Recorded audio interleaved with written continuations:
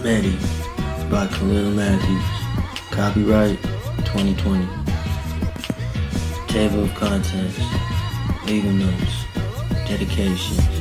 Chapter 1. Slaves. Chapter 2. Pursuit of happiness. Chapter 3. Peaceful protest. Chapter 4. Metti. Chapter 5. Elation and lynching. Chapter 6. Fight for freedom. About the author. Legal notes. This is a work of fiction. Names, characters, businesses, places, events, and incidents are either the product of the author's imagination or used in a fictitious manner. Any resemblance to actual persons, living or dead, or actual events is purely coincidental.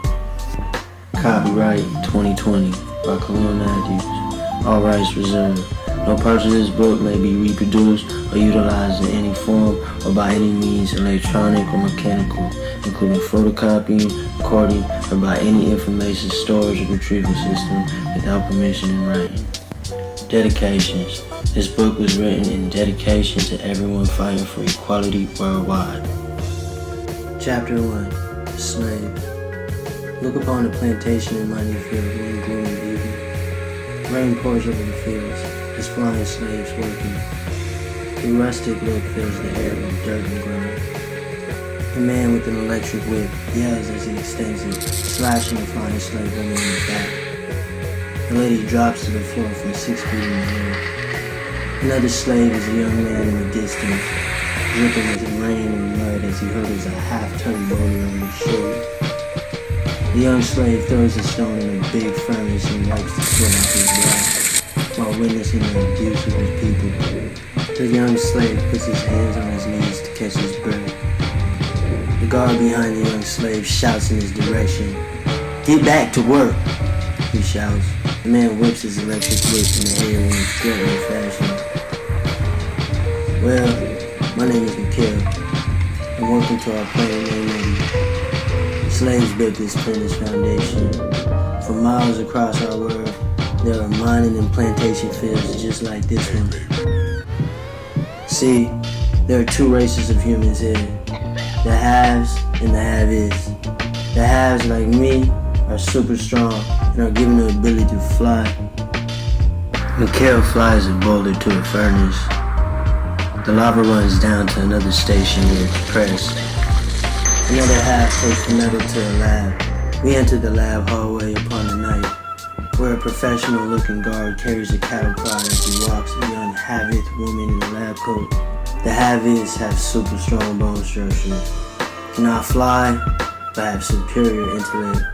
They work in a laboratory since they can access up to 15% of their brains, compared to us haves only 10. The haves like me with brute strength work the fields. Back to the mining field, that same stormy evening. The rain still pours as Khaliel is seen flying another giant boulder from one end of the work area to the other. It doesn't matter your race, skin color, creed, or belief you have in our planet. You're either born a slave or born free. Nightfall hits as Khaliel retreats to his slave cabin. He hugs and kisses the half-dead slave woman from the lab on the cheek. All the slaves occupy the cabins at night, haves and have-is. The only time I truly appreciate ever since my love, joy, was sold to this place. Some believe we are prisoners of wars our ancestors fought, but there is no need for prison on Metti, because half of this planet's population is slaves under the rule of our dictator. The guard walks over to Joy and grabs her by the arm. "Warden would like to see you now," he rudely expresses as he pulls her out of the cabin. These conditions are worse than in prison. It's more like hell. Khaliel sits on his bunk, irritated and depressed. It seemed like there was no hope until that one monumental night. A grand gathering is filled with a lively crowd as they wait for someone to enter the big stage in front of them. A voice comes over the intercom. covering the chatter from a gigantic crowd. The voice announces, "Now, welcome your dictator, your ruler, Ronald Knox." The dictator takes the stage as the crowd cheers in support. The dictator grabs the mic and begins to speak to the crowd. "I am your dictator, Ronald Knox. The Lord of the Conqueror has been kind enough to mark who is fit to run this world every decade. It's been law, correct? See, every decade we have the opportunity to nominate a new dictator. We are coming on our 1807th decade before coming. These last 10 years have been just as hard as the 100 before it already." Dictator Knox continues his speech. "It's been a fantastic 10-year stretch for me. The people of Metti love me and should keep voting for me if they want things to stay working around here. I have colonized now all of Metti, even that small little island nobody knew about for years." The crowd of free people chuckle in amusement.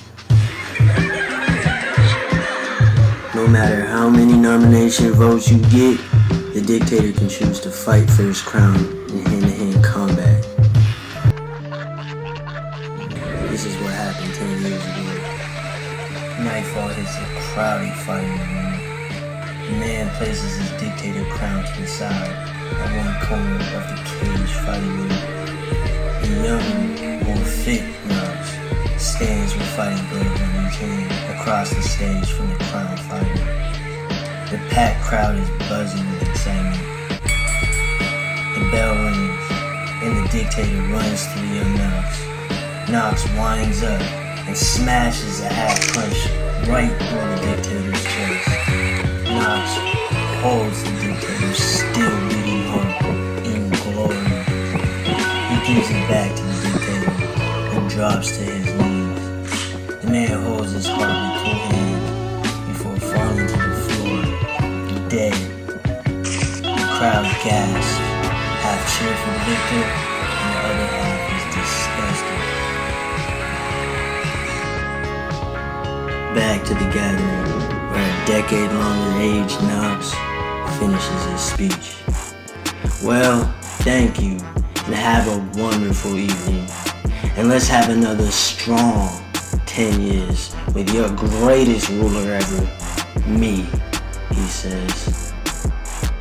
And he flexes his slightly out of shape body as the crowd claps. Music plays as he exits the stage, and people continue to clap for him. The announcer comes on the mic again. "Now, introducing Mr. Arnold and Betty Lawrence from the famous Lawrence Mechanics." The tall man walks across the stage with a beautiful short woman.